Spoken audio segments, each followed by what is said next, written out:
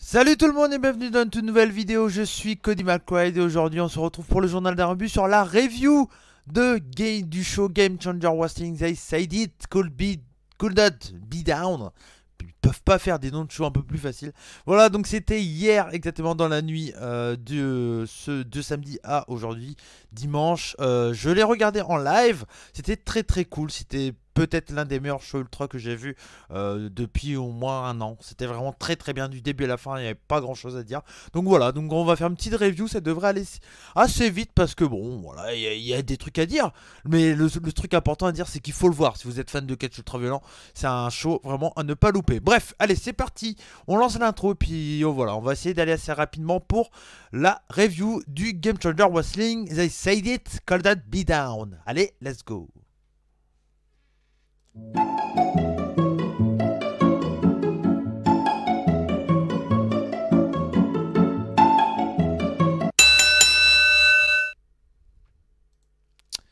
Allez, ben je me suis trompé. Je me suis trompé, voilà. C'est bon, on y est. Bon, allez, très bien les amis. Du coup, on va parler de la Game Changer Wrestling. Et donc, du coup, le premier match qu'il y a eu cette nuit, c'était donc KTB, pas contre Tracy Williams, parce que Tracy Williams est bloqué avec la ROH. Donc, du coup, il n'était pas là. C'est ce que, voilà, j'avais un doute que si c'était bien le mec de la ROH, l'un des membres de Lifeblood. Et effectivement, donc c'est bien l'un des membres de Lifeblood, Tracy Williams, avec Mark Haskins, Bandidos, Juice Robinson, David Finlay et puis Tenille Dashwood du côté de chez ROH. Et donc du coup il n'était pas là, il a été remplacé par Nate Webb et on a vu un super spot fest d'entrée de jeu, un super opener, mais quel opener bordel. On a vu des moves de dingue, je me souviens d'un Samoan Drop, il y avait KTB qui avait comment dire, un Nate Webb au niveau des épaules, porté sur ses épaules, il était sur la seconde corde, il a sauté dans le coin du ring pour faire un Samoan Drop. Mais quel move! Si vous aimez les Spotfest, vous allez kiffer ce match. Si vous l'avez vu, bah, je pense que vous serez assez d'accord avec moi. C'était clairement sans faute ce show du début à la fin. Si vous êtes fan de la Game Changer, il faut le regarder. Donc voilà, je vais pas m'attarder trop. C'est un match à voir, hein. KTB Nate Webb, c'est un classique enfin pas un classique, mais c'est voilà, on est habitué avec d'avoir ce genre de match du côté de chez Game Changer Wrestling. Et puis bah voilà, ça continue dans le même délire. Donc voilà. C'était vraiment très bien. Ensuite, on a eu Shane Mercer contre Ellie Everfly. Un super match. Franchement, un très bon match. Victoire de Shane Mercer. Encore une fois, un gros spot fest avec Ellie Everfly qui est vraiment dingue. C'est vraiment super catcher. Il a essayé à un moment de faire le même tombé que ce qu'il avait fait à Miz lors de SmackDown. Donc c'était assez cool d'avoir ce moment-là en tête. Du coup, pour s'en rappeler. Bon, il n'a pas gagné comme ça. C'est Shane Mercer qui a gagné, mais voilà, encore un super spot fest. Shane Mercer a un gros potentiel, hein. Enfin, je crois que ça fait quelques temps qu'il catch, mais c'est juste son deuxième match du côté de chez Game Changer. Mais pouah, qu'est-ce qu'il est bon! Il a fait un following slam avec un moonsault. Donc Following Slam, il avait en position de Following Slam et puis il est parti en moonsault. C'était très bien encore une fois. Franchement, c'était un super match. Un gros spot fest. Voilà, pas grand chose à rajouter. N'hésitez pas à aller le voir, c'était vraiment très bien. Ensuite, il y avait Tony Deppen contre Chris Dickinson. Un gros match, un peu plus posé. Ça a pris son temps au début, mais voilà, après c'est parti en stiff de ouf. C'était vraiment très cool. J'ai oublié qui c'est qui a gagné. Je crois que c'est Chris Dickinson qui a gagné, si je dis pas de conneries. En tout cas, voilà, c'était vraiment un très bon match. Ça a mis un peu de temps à démarrer, mais une fois que ça a démarré, ça s'est bien mis dans la gueule. Les deux catchers sont hyper stiff. Voilà, c'est je m'attendais à ça. J'ai eu ça. C'était encore une fois, j'ai vraiment pas été déçu de mes attentes. Tous mes attentes, j'ai vraiment eu ce que je voulais. Pardon. Donc voilà, c'était vraiment très bien. Tony Deppen contre Chris Dickinson, un très bon match. Victoire de Dickinson. Ensuite, on a fini la première partie avec Jimmy Lloyd, Eric Ryan et Marcus Crane. Un super triple set. C'était les 21 ans de Jimmy Lloyd. Du coup, bien voilà, ils ont offert la victoire entre guillemets. C'est Jimmy Lloyd qui l'a remporté, mais superbe match. Un beau three-way. C'était vraiment très bien. Eric Ryan qui est sorti de ce match avec une grosse blessure au niveau du bras. On peut retrouver des images sur Twitter. C'est assez dégueulasse. Si vous n'êtes pas trop sensible, bah voilà, allez voir. Mais c'est assez violent. Mais en tout cas, voilà, c'était vraiment un très bon deathmatch à 3. C'est assez rare pour le signaler. Donc voilà, pas que les deathmatchs à 3 sont nuls, mais c'est qu'il y en a peu en fait, généralement. Donc là, voilà, c'était très cool et ça fait plaisir. C'était vraiment un bon match. Dans la pause, on a eu deux grosses nouvelles. Déjà après ce match-là, Jimmy Lloyd a annoncé qu'il voulait Takeda et ça a été officialisé que lors du Spring Break, en main event du Spring Break, donc je pense que ça sera lors du jour 2 où ça sera plus un peu plus deathmatch, il y aura Jimmy Lloyd contre Masashi Takeda dans un deathmatch. Mais ce match, bordel, pour tous les fans d'Ultra, là, je pense que vous devez être un peu comme moi en vous disant, mais bordel, qu'est-ce que ça va être? Ça va être incroyablement cool. Donc voilà, dans un deathmatch, Masashi Takeda, Jimmy Lloyd. J'ai super hâte de le voir. Et l'autre grosse annonce, la Game Changer avait annoncé que lors de la pause entre les deux parties du show, il y aurait une grosse annonce de la part de la Game Changer. La grosse annonce, c'est tout simplement que la Game Changer va faire ses débuts au Japon. Et ouais, ils vont faire deux shows au Japon en août. Je crois que c'est le 23 et 24 août ou un truc comme ça. Mais bordel, quelle grande nouvelle, c'est vraiment très très cool. On peut tout de suite imaginer des gros matchs dans la tête. Et j'avais y revenir, mais sur la fin du show, voilà, ils ont teasé ça. Et c'était vraiment très très bien. Mais putain, quelle annonce quoi. Quelle annonce. Franchement, c'était très très cool. Franchement, voilà, j'ai pas grand chose à dire. C'était vraiment très très bien. Une grosse annonce. La Game Changer qui va faire ses débuts au Japon. C'est vraiment très très cool. Ensuite, on a eu le gros Scramble match qui était vraiment très très sympa. Victoire de Teddy Hart. C'était vraiment un gros match très très fun avec avec plein de moments très cool. Avec Orange Cassidy, tout ça. C'est vraiment leur spécialité de mettre des gros Scramble match quand tu reviens de la pause comme ça. C'était vraiment très très plaisant. Il n'y a pas grand chose à dire si vous aimez les Spotfest. Voilà, très cool. Grim Reaper qui a une quarantaine d'années, je crois 37 ans, un truc comme ça. Très impressionnant pour son âge, vraiment très très bon. Non, c'était vraiment un très bon match. Si vous aimez tout ce qui est Spotfest et tout, surtout voilà, n'hésitez pas à le regarder, ça passe très très bien. Puis avec les moments fun avec Jungle Boy, Teddy Hart, Orange Cassidy, tout ça. C'est super plaisant. Donc voilà, surtout n'hésitez pas. Ensuite, on a eu Tremont contre Jay River. Un bon match, beaucoup plus posé. Plus dans le style de Matt Tremont. Hein, au final, voilà.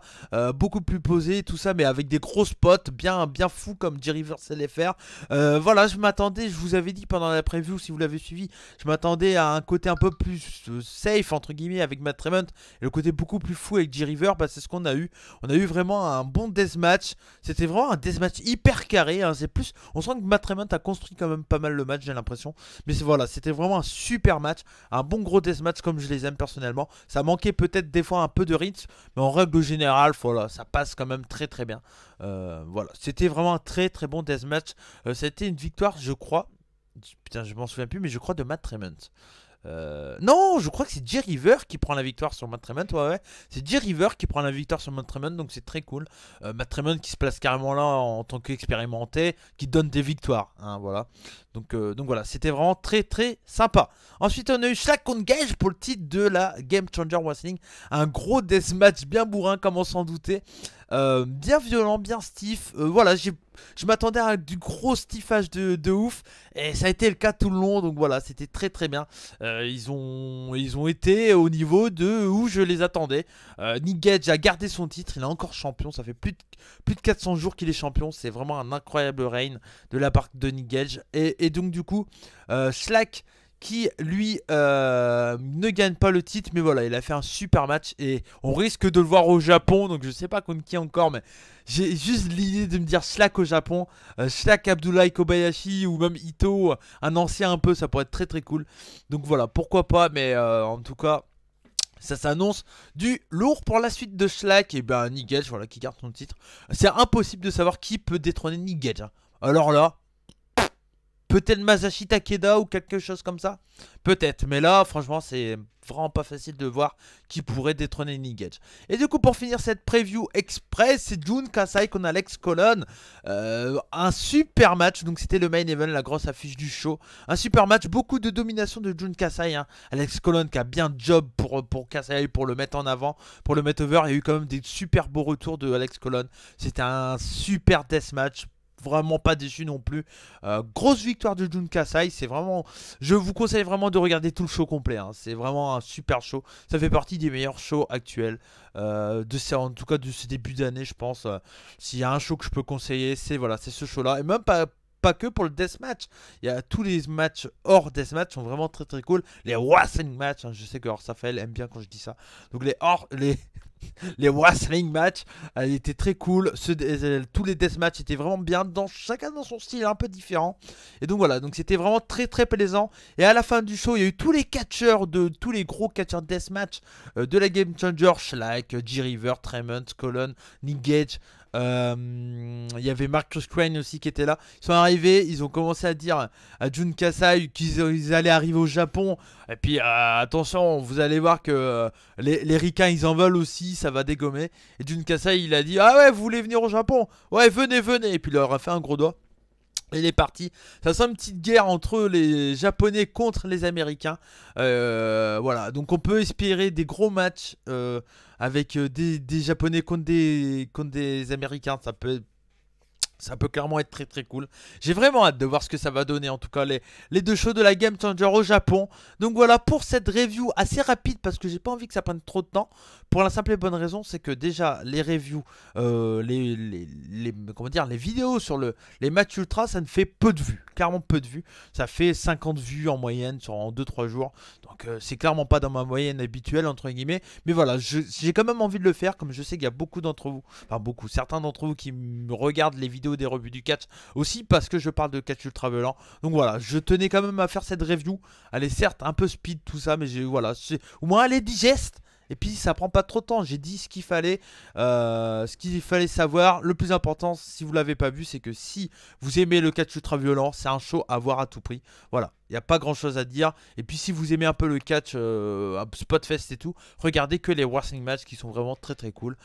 Vous ne serez pas déçus. Soyez curieux les amis, c'est important.